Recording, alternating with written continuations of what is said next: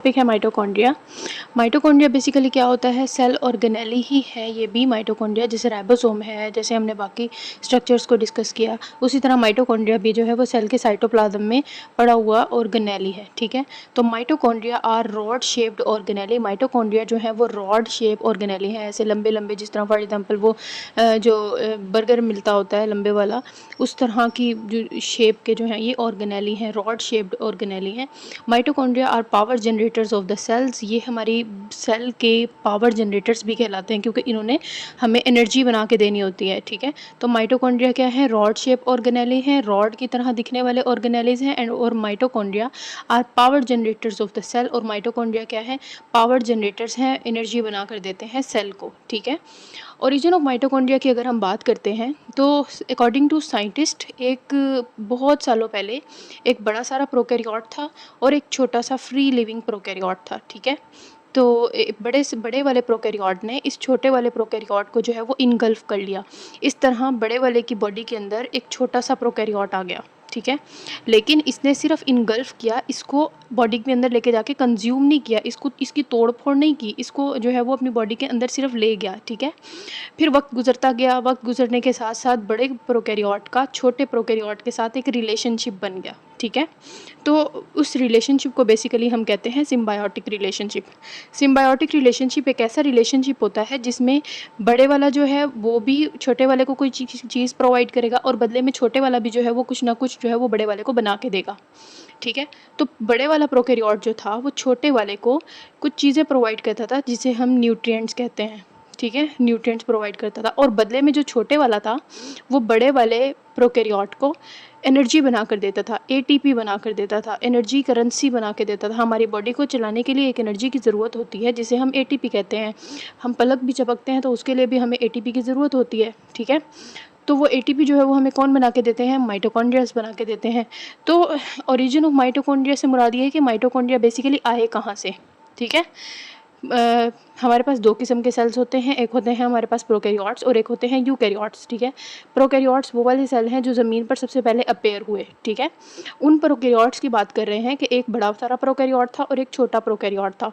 बड़े वाले प्रोकैरियोट ने छोटे वाले प्रोकैरियोट को अपनी बॉडी के अंदर ले गया, इनगल्फ कर लिया, लेकिन उसको कंज्यूम नहीं किया। फिर वक्त के साथ साथ वक्त गुजरता गया और इन दोनों ने आपस में जो है वो एक रिलेशनशिप इख्तियार कर लिया जिसे हम सिम्बायोटिक रिलेशनशिप कहते हैं।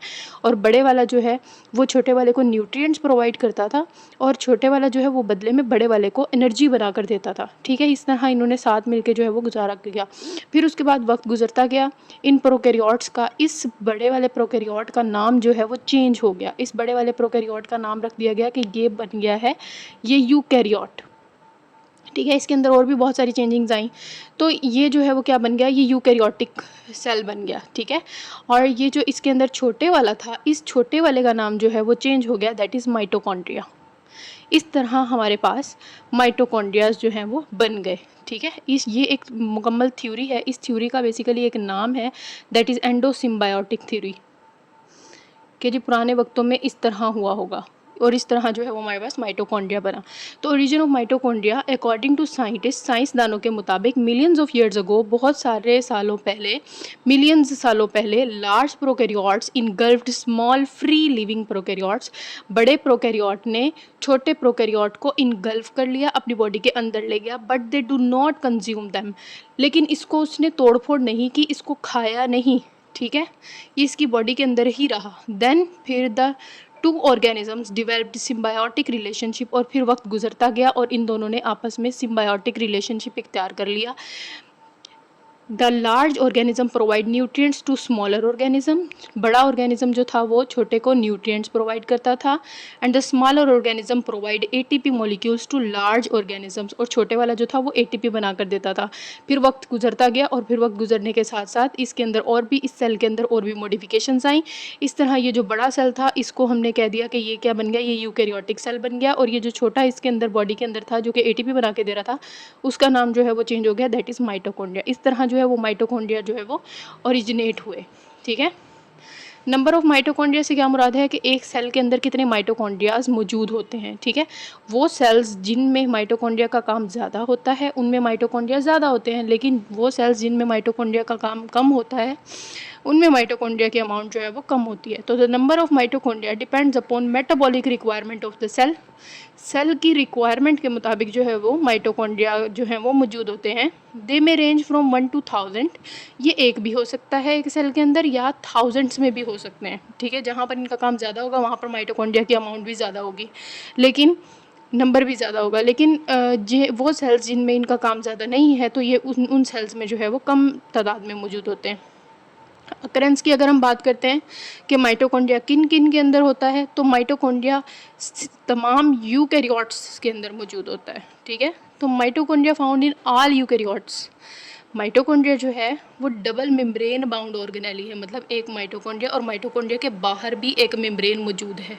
तो मेम्ब्रेन बाउंड ऑर्गेनेलीज किसके अंदर मौजूद होते हैं? यूकैरियोटिक सेल के अंदर।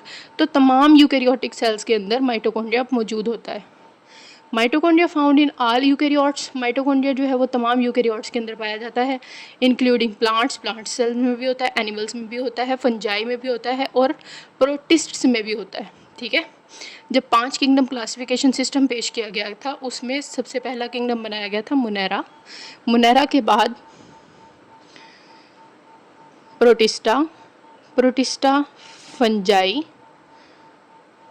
एनिमेलिया और फिर प्लांटाई। सिर्फ मुनेरा था जिसके अंदर जो है वो प्रोकैरियोटिक सेल्स थे, बाकी 4 जो है वो प्रोटिस्टा, फंजाई, एनिमेलिया और प्लांटाई सारे क्या हैं? यूकैरियोट्स हैं। और तमाम यूकैरियोटिक सेल के अंदर माइटोकॉन्ड्रिया मौजूद होता है। They are large enough to be observe with the light microscope. ये इतने बड़े होते हैं कि इनको लाइट माइक्रोस्कोप से भी देखा जा सकता है। मतलब ये कि इनको देखने के लिए इलेक्ट्रॉन माइक्रोस्कोप की ज़रूरत नहीं पड़ती। ये इतने बड़े होते हैं कि इनको जो है वो लाइट माइक्रोस्कोप से भी देखा जा सकता है। माइटोकॉन्ड्रिया की अगर हम स्ट्रक्चर की बात करते हैं तो पहले हम इसकी डायग्राम देख लेते हैं। हमारे पास यहाँ पर एक एनिमल सेल हमें दिया हुआ है, दरमियान में इसके न्यूक्लियस मौजूद है और यहाँ पर मैंने कुछ रॉड टाइप स्ट्रक्चर्स जो है वो शो करवाए हैं, जो कि क्या है? माइटोकॉन्ड्रिया। माइटोकॉन्ड्रिया को अगर हम क्रॉस सेक्शन देखें कि माइटोकॉन्ड्रिया का अगर हम डायग्राम देखें तो माइटोकॉन्ड्रिया की डायग्राम कुछ इस तरह है। इसमें जो है वो 2 मेम्ब्रेन्स मौजूद हैं, आउटर मेम्ब्रेन, ये देखिए यहाँ पर ब्लैक कलर की मेम्ब्रेन शो की हुई है जिसे हम आउटर मेम्ब्रेन कहते हैं, और अंदर की तरफ ये वाली मेम्ब्रेन जो है ये क्या है? इनर मेम्ब्रेन है। इन दोनों मेम्ब्रेन्स के दरमियान में यहाँ पर ये जो स्पेस है, इस स्पेस को जो है वो हम क्या कहते हैं? इसको कहते हैं इंटर मेम्ब्रेन स्पेसिस, ठीक है। 2 मेम्ब्रेन हैं, आउटर मेम्ब्रेन है और इनर मेम्ब्रेन है। आउटर मेम्ब्रेन जो है वो सीधी सी है, स्मूथ सी है, ठीक है, स्मूथ सी है। और आउटर मेम्ब्रेन बेसिकली कर क्या रही होती है? ये बड़े मॉलिक्यूल्स को माइटोकॉन्ड्रिया के अंदर नहीं आने देती, छोटे छोटे मॉलिक्यूल्स को अंदर आने दे देती है, ठीक है। फिर उसके बाद इनर मेम्ब्रेन है। इनर मेम्ब्रेन ऐसे अंदर की तरफ फोल्ड हुई हुई होती है, बहुत ज़्यादा इस तरह ना, ठीक है। तो इनर मेम्ब्रेन जो है वो अंदर की तरफ फोल्ड होती है और अंदर की तरफ फोल्ड होके यहाँ पर ऐसे करके कुछ स्ट्रक्चर बनाती है। ये वाली जो अंदर की तरफ इस तरह ये जो स्ट्रक्चर्स बने हुए हैं इन्हें हम क्रिस्टाई कहते हैं, ठीक है। आउटर मेम्ब्रेन हो गई, इनर मेम्ब्रेन हो गई। इन दोनों मेम्ब्रेन्स के दरमियान में एक स्पेस मौजूद होती है जिसे हम इंटर मेम्ब्रेन स्पेस कह देते हैं, ठीक है। नैरो सी होती है, ये पतली सी जगह होती है। उसके अलावा राइबोसोम्स के अंदर, इसके माइटोकॉन्ड्रिया के अंदर अपने राइबोसोम्स भी मौजूद होते हैं, ठीक है। और इनके राइबोसोम्स जो हैं वो प्रोकैरियोट्स के राइबोसोम्स जैसे होते हैं, ठीक है। प्रोकैरियोट्स का राइबोसोम जो होता है वो 70S का होता है और यूकैरियोट्स का राइबोसोम्स जो हैं वो 80S होता है। लेकिन इनके माइटोकॉन्ड्रियास जो हैं ये बेसिकली बने जो हैं वो एंडोसिम्बायोटिक थ्योरी के थ्रू हैं।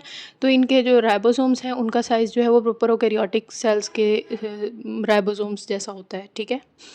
उसके अलावा इनके अंदर जो है वो सर्कुलर डीएनए भी मौजूद होता है, इनका अपना डीएनए मौजूद होता है। उसके अलावा यहाँ पर जो है वो क्रिस्टाई जो अंदर की तरफ फोल्डिंग्स बनी हुई हैं, इनके ऊपर कुछ पार्टिकल्स लगे हुए होते हैं, कुछ नोकीले पार्टिकल्स लगे हुए होते हैं, ऐसे करके ऐसे नोकदार पार्टिकल्स जो हैं वो लगे हुए होते हैं। इन पार्टिकल्स को F1 पार्टिकल्स कहा जाता है, ठीक है। तो structure mitochondria is bounded by 2 membranes. Mitochondria की 2 मेम्ब्रेन्स हैं, एक आउटर मेम्ब्रेन है और एक इनर मेम्ब्रेन है। आउटर मेम्ब्रेन इज स्मूथ, बाहर वाली जो मेम्ब्रेन है वो स्मूथ है and it act like a sieve, छलनी के तौर पे काम करती है, ठीक है। फिल्टर 2 बिग मॉलिक्यूल्स, जो बड़े बड़े मॉलिक्यूल्स होती हैं उनको माइटोकॉन्ड्रिया के अंदर नहीं आने देती, छोटे छोटे मॉलिक्यूल्स को माइटोकॉन्ड्रिया के अंदर दाखिल होने दे देती है। Inner membrane is highly convoluted.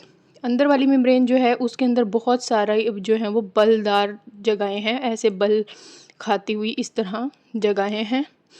Inner membrane form many infoldings. अंदर वाली मेम्ब्रेन जो है वो अंदर की तरफ ऐसे फोल्ड हुई हुई होती है, कार्ड क्रिस्टाई, और इस तरह ये जो फोल्डिंग अंदर की तरफ बनती है इसको क्रिस्टाई कहते हैं। Inner membrane form many foldings called cristae which increase surface area. अंदर वाली मेम्ब्रेन जो है इसका सरफेस एरिया देखें ये बहुत बड़ी है। इसको अगर हम दरमियान में से निकाल के देखेंगे, बाहर वाली मेम्ब्रेन की अगर मैं बात करूँ तो उसका साइज़ फॉर एग्जांपल अगर ये इतना है, तो अंदर वाली मेम्ब्रेन को अगर बाहर निकाल के रखेंगे तो वो खुल के इतनी लंबी हो जाएगी। ठीक है, तो सरफेस एरिया उसका क्या होता है, ज़्यादा होता है। उसके बाद इंटरमेम्ब्रेन स्पेसेस क्या होती हैं? There is a narrow space between two membranes called intermembrane space. इन दोनों मेम्ब्रेन्स के दरमियान में जो नैरो सी स्पेस है उसे हम क्या कहते हैं? इंटरमेम्ब्रेन स्पेस कह देते हैं। उसके अलावा मैट्रिक्स क्या है? Beneath the inner membrane there is a large internal matrix. ये जो अंदर वाली जितनी भी जगह है, ये वाली जितनी भी जगह है, ये क्या है? ये बेसिकली मैट्रिक्स है। ठीक है, इसको हम कहते हैं कि ये है मैट्रिक्स। उसके बाद F1 particles. The inner surface of cristae has knob like structures into matrix. अंदर वाली मेम्ब्रेन जो है उसके ऊपर जो है वो नोब लाइक स्ट्रक्चर्स मौजूद थे। बाहर वाली मेम्ब्रेन है, बाहर जो अंदर वाली मेम्ब्रेन जो है वो इस तरह अंदर की तरफ फोल्ड हुई होती है और इन एरियाज़ को क्रिस्टाई कहते हैं। और यहाँ पर नोब लाइक स्ट्रक्चर्स जो मौजूद थे उन्हें हम क्या कहते हैं? F1 particles. तो इनर सरफेस ऑफ क्रिस्टाई के अंदर वाली सरफेस पे has knob like extensions, knob की तरह की जो है वो कुछ एक्सटेंशंस मौजूद होती हैं इनटू मैट्रिक्स, अंदर मैट्रिक्स की तरफ होती हैं, नोन एज F1 पार्टिकल्स। इनको F1 पार्टिकल्स कहते हैं। And these particles are actually the enzymes called ATP synthase. ये बेसिकली एंजाइम्स हैं। ये जो F1 पार्टिकल्स हैं ये एक एंजाइम्स हैं जो कि क्या है, जिनका नाम क्या है? ATP synthase enzyme. ATP synthase enzyme मतलब ऐसे एंजाइम्स जो कि हमें ATP बनाकर देने में काम करेंगे। ATP बेसिकली क्या है? आपकी बॉडी की एनर्जी करेंसी है। जैसे हमें जो है वो ज़िंदा रहने के लिए खुराक खानी पड़ती है, उसी तरह आपकी बॉडी को चलाने के लिए भी एनर्जी की ज़रूरत होती है। आपकी बॉडी में एनर्जी होती है तो आप बहुत सारे काम कर लेते हैं, एनर्जी नहीं होती तो हम कुछ भी नहीं कर सकते। तो वो जो एनर्जी हमारी बॉडी के अंदर है वो ATP की फॉर्म में होती है। ठीक है, तो वो ATP सिंथेज एंजाइम जो है वो ATP सिंथेसाइज करने में हेल्प करता है और वो बेसिकली क्या है? F1 पार्टिकल्स हैं। And other complexes are also found in inner membrane. उसके अलावा इस इनर मेम्ब्रेन पे और भी बहुत सारी चीज़ें मौजूद होती हैं which serve as electron carrier in electron transport chain, जो कि इलेक्ट्रॉन कैरियर के तौर पे काम करती हैं इलेक्ट्रॉन ट्रांसपोर्ट चेन में। इसका जो अब हम फंक्शन अभी डिस्कस करेंगे तो उसमें आपको इलेक्ट्रॉन कैरियर्स और इलेक्ट्रॉन ट्रांसपोर्ट चेन जो है वो क्लियर हो जाएगा। ठीक है, माइटोकॉन्ड्रिया आर डिफरेंट। माइटोकॉन्ड्रिया जो है वो बाकी ऑर्गेनेलिस से जो है वो डिफरेंट है। ऐसा क्यों है कि माइटोकॉन्ड्रिया जो है वो बाकी ऑर्गेनेलिस से डिफरेंट है? क्योंकि mitochondria are different from other organelles. Mitochondria बाकी ऑर्गेनेलिस से डिफरेंट है क्योंकि it has its own circular DNA। बाकी ऑर्गेनेलिस के पास अपना DNA मौजूद नहीं होता, लेकिन माइटोकॉन्ड्रिया के पास अपना DNA मौजूद है which is similar to prokaryotic DNA। हमने जो है वो एंडोसिम्बायोटिक थ्योरी की बात की। एंडोसिम्बायोटिक थ्योरी में हमने क्या कहा था कि एक बड़ा सारा प्रोकैरियोट था और एक छोटा सा प्रोकैरियोट था। बड़े वाले ने छोटे वाले प्रोकैरियोट को बॉडी के अंदर ले गया था और फिर वक्त के साथ साथ जो है वो इस तरह इनमें सिम्बायोटिक रिलेशनशिप हो गया था और बड़े वाला जो है वो क्या बन गया? यूकैरियोटिक बन गया। और अंदर वाले के अंदर जो DNA था वो ये बना कहाँ से था? प्रोकैरियोट से। तो इनका जो DNA है वो प्रोकैरियोटिक सेल की तरह होता है। तो माइटोकॉन्ड्रिया का जो DNA है, माइटोकॉन्ड्रिया में ये इसका नाम जो चेंज हुआ था माइटोकॉन्ड्रिया बन गया था। तो इनका जो DNA है वो प्रोकैरियोटिक DNA जैसा होता है। ठीक है, it has its own circular DNA। Mitochondria में अपना सर्कुलर DNA है which is similar to prokaryotic DNA और ये प्रोकैरियोटिक DNA की तरह का है। उसके अलावा it has all kinds of RNA। Mitochondria के अंदर तमाम किस्म के RNA मौजूद होते हैं। It has 70 S ribosomes. उसके अलावा इनके अंदर जो माइटोकॉन्ड्रिया के अंदर जो राइबोसोम होते हैं वो किसके होते हैं? वो प्रोकैरियोटिक सेल की तरह के होते हैं, वो 70 S होते हैं। लेकिन यूकैरियोटिक के कितने होते हैं? 80 S का राइबोसोम होता है। It can replicate independently of the cell. और माइटोकॉन्ड्रिया की एक और स्पेशलिटी है क्योंकि इनके पास अपना DNA है, तमाम किस्म के जो है वो RNA मौजूद हैं, इनके पास राइबोसोम मौजूद हैं, तो ये खुद से जो है वो इंडिपेंडेंटली रेप्लिकेट भी कर सकते हैं। इनको जो है वो सेल के साथ रेप्लिकेट करने की ज़रूरत नहीं होती। जब भी इन्होंने रेप्लिकेशन करनी होती है तो ये इंडिपेंडेंटली रेप्लिकेट भी कर सकते हैं। अगर हम इसके फंक्शन की बात करते हैं, इस फंक्शन को समझने के लिए छोटी सी जो है वो स्टोरी है। जैसे हम रोटी खाते हैं, रोटी जो है वो हमारे स्टमक में चली जाती है। ठीक है। स्टमक में जाने के बाद रोटी को जो है वो छोटे छोटे मॉलिक्यूल्स में तोड़ दिया जाता है। इसको रोटी को जो है वो अच्छे से ग्राइंड कर दिया जाता है और छोटे छोटे से मॉलिक्यूल्स बना दिए जाते हैं, छोटे छोटे से स्ट्रक्चर्स में तोड़ दिया जाता है। वो होता है ग्लूकोज। और इस ग्लूकोज को जो है वो हमारे ब्लड में शामिल कर दिया जाता है और ब्लड के थ्रू ये ग्लूकोज जो है वो डिफरेंट सेल्स तक पहुँच जाता है। ठीक है। तो हमारे पास फॉर एग्ज़ाम्पल मैं यहाँ पर एक बड़ा सारा सेल जो है वो आपको सेल शो कर रही हूँ। इस तरह ये ब्लड के थ्रू ग्लूकोज जो है वो कहाँ पर चला जाता है, सेल्स के अंदर चला जाता है। ठीक है। यहाँ पर हमारे पास जो है वो ग्लूकोज आ गया। इस ग्लूकोज को जो है वो साइटोप्लाज्म के अंदर आ गया। साइटोप्लाज्म के अंदर इसकी ग्लूकोज की तोड़फोड़ की जाती है और ग्लूकोज की तोड़फोड़ करने के बाद पायरुविक एसिड बना दिया जाता है। पायरुविक एसिड बना दिया जाता है, पायरोवेट भी जिसे हम कहते हैं। ठीक है। पायरुविक एसिड बना दिया जाता है। पायरुविक एसिड जो होता है वो थोड़ा बड़ा होता है, लेकिन पायरुविक एसिड जो है वो माइटोकॉन्ड्रिया के अंदर नहीं जा पाता, तो पायरुविक एसिड को तोड़ के एक और चीज़ बनाई जाती है जिसे हम कहते हैं एसिटाइल CoA। ये चीज़ों के नेम हैं। ठीक है। एसिटाइल CoA बना दिया जाता है कि इस तरह जो है वो पायरुविक एसिड का साइज़ जो है वो क्या हो जाता है, थोड़ा छोटा हो जाता है। और अब इस एसिटाइल CoA को माइटोकॉन्ड्रिया के अंदर भेज दिया जाता है। ठीक है। ये माइटोकॉन्ड्रिया आ गया आपके पास, इसके अंदर भेज दिया जाता है। ये इनर मेम्ब्रेन। ठीक है। एसिटाइल CoA को इस माइटोकॉन्ड्रिया के मैट्रिक्स में भेज दिया जाता है और यहाँ पर एक सीरीज़ ऑफ रिएक्शन चलता है। यहाँ पर बहुत सारे रिएक्शंस होते हैं जिन्हें हम कहते हैं क्रेब्स साइकिल। ठीक है। बहुत सारे रिएक्शंस होते हैं जिन्हें हम कहते हैं कि ये क्रेब्स साइकिल हुआ है। क्रेब्स साइकिल के नतीजे में जो चीज़ बनती है उसको जो है वो इसकी इनर मेम्ब्रेन, ये जो इनर मेम्ब्रेन है इसकी मेम्ब्रेन के ऊपर डाल दिया जाता है और यहाँ पर सीरीज़ ऑफ रिएक्शन चलता है। बहुत सारे रिएक्शंस होते हैं।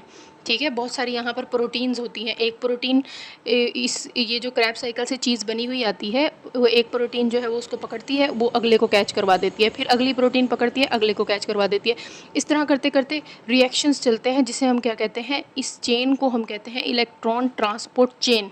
और वो जो प्रोटीन्स लगी हुई हैं जो इसको करवा रही हैं वो इलेक्ट्रॉन कैरियर्स होती हैं। ठीक है। और फिर इस सब रिएक्शन के नतीजे में जो हमें चीज़ मिलती है वो हमें, ये जो क्रैब साइकिल हो गया, इलेक्ट्रॉन ट्रांसपोर्ट चेन, इसके नतीजे में हमारा सेल के पास जो है वो एक चीज़ बनती है जिसे हम कहते हैं ATP। ठीक है। जो कि आपकी बॉडी की एनर्जी करेंसी है, जिसे हम एडिनोसिन ट्राइफॉस्फेट भी कह देते हैं। ठीक है। तो ये जो प्रोसेस है, ग्लूकोज से पायरुविक एसिड बनना, एसिटाइल CoA बनना, फिर उसके बाद माइटोकॉन्ड्रिया के अंदर भेज देना, क्रैब साइकिल चलना, और फिर इलेक्ट्रॉन ट्रांसपोर्ट चेन चलना, और फिर बदले में हमें ATP चलना, ये सारा ये जो प्रोसेस है इसको कहते हैं सेलुलर रिस्पायरेशन। ठीक है। तो mitochondria are sites of cellular respiration. Mitochondria जो हैं वो एक साइट है जहाँ पर सेलुलर रिस्पायरेशन होनी है। ठीक है। They generate adenosine triphosphate. ये क्या करते हैं, ये हमें एडिनोसिन ट्राइफॉस्फेट जो कि हमारे सेल की एनर्जी करेंसी है वो बना के देते हैं। ठीक है। और जब ये क्रैब साइकिल होना होता है, Krebs cycle, electron transport chain, तो इन रिएक्शंस को चलाने के लिए हमें एक चीज़ की ज़रूरत होती है, दैट इज़ ऑक्सीजन। ठीक है। तो दे जनरेट एडिनोसिन ट्राइफॉस्फेट। ये जो माइटोकॉन्ड्रिया है ये हमें एडिनोसिन ट्राइफॉस्फेट यानी ATP बना के देते हैं। किससे? ऑक्सीजन से और न्यूट्रिएंट से, जो कि क्या है, ग्लूकोज है। ATP is energy currency of the cell. ATP क्या है? हमारी बॉडी की एनर्जी करेंसी है। It powers cells metabolic activity. इस तरह जो है वो ये जो हमारा ATP है ये हमारी मेटाबॉलिक एक्टिविटी को, सेल की मेटाबॉलिक एक्टिविटी वगैरह को कंट्रोल कर रहा होता है। Enzymes in matrix catalyse Krebs cycle. Krebs cycle को चलाने वाले जो एंजाइम्स होते हैं वो यहाँ पर मैट्रिक्स में ऑलरेडी पहले से मौजूद होते हैं, फिर ये जो है वो क्रैब साइकिल चल पाता है। And the proteins on inner membrane help in electron transport chain. और यहाँ पर जो इलेक्ट्रॉन कैरियर प्रोटीन्स बैठी हुई थी जो क्या कर रही थी, इलेक्ट्रॉन ट्रांसपोर्ट चेन चला रही थी, वो जो है वो इलेक्ट्रॉन ट्रांसपोर्ट चेन चलाती हैं और बदले में हमें ATP मिलती है। ठीक है। हम रोटी खाते हैं, रोटी हमारे स्टमक में जाती है, स्टमक में जाकर उसको जो है वो अच्छे से ग्राइंड कर दिया जाता है और ग्लूकोज, एक एक ग्लूकोज अलग हो जाता है और उस ग्लूकोज को ब्लड में डाल दिया जाता है और वो ब्लड के थ्रू ग्लूकोज जो है वो हमारे सेल्स तक पहुंच जाता है। जब सेल्स तक ये पहुंच जाता है तो ग्लूकोज साइटोप्लाज्म में दाखिल होता है और साइटोप्लाज्म में ग्लूकोज को तोड़ के पायरुविक एसिड में कन्वर्ट कर दिया जाता है। और पायरुविक एसिड डायरेक्ट माइटोकॉन्ड्रिया के अंदर नहीं जा सकता क्योंकि इसका साइज़ बड़ा होता है। फिर इस पायरुविक एसिड को तोड़ के एसिटाइल CoA में कन्वर्ट कर दिया जाता है ताकि जो है ये माइटोकॉन्ड्रिया के अंदर दाखिल हो सके। फिर जब इसको छोटा कर दिया जाता है तो ये माइटोकॉन्ड्रिया के अंदर दाखिल हो जाता है। और माइटोकॉन्ड्रिया के अंदर दाखिल होने के बाद इसको एक चीज़ की ज़रूरत होती है जो कि क्या है, ऑक्सीजन। ठीक है, ऑक्सीजन की ज़रूरत होती है और यहाँ पर बहुत सारे एंजाइम ऑलरेडी मौजूद होते हैं। और फिर जब वो देखते हैं एंजाइम के जी यहाँ से एसिटाइल CoA अंदर आ गया है, अब इसके ऊपर क्रैब साइकिल करना है। क्रैब साइकिल चलता है। क्रैब साइकिल चलने के बाद जो भी चीज़ बनती है उसको यहाँ पर जो प्रोटीन्स होती हैं जिन्हें हम इलेक्ट्रॉन कैरियर प्रोटीन्स कहते हैं उनको दे दिया जाता है। वो भी बहुत सारे रिएक्शन करती हैं जिसे हम इलेक्ट्रॉन ट्रांसपोर्ट चेन कहते हैं। और फिर इलेक्ट्रॉन ट्रांसपोर्ट चेन के हमें बदले में क्या मिलता है, ATP बनती है। इस तरह माइटोकॉन्ड्रिया को सेल का powerhouse of the cell भी कहा जाता है। तो अगर आपको कोई भी बात ना समझ में आई हो तो आप मुझसे कमेंट में पूछ सकते हैं। अब तक के लिए इतना ही। अल्लाह हाफिज़।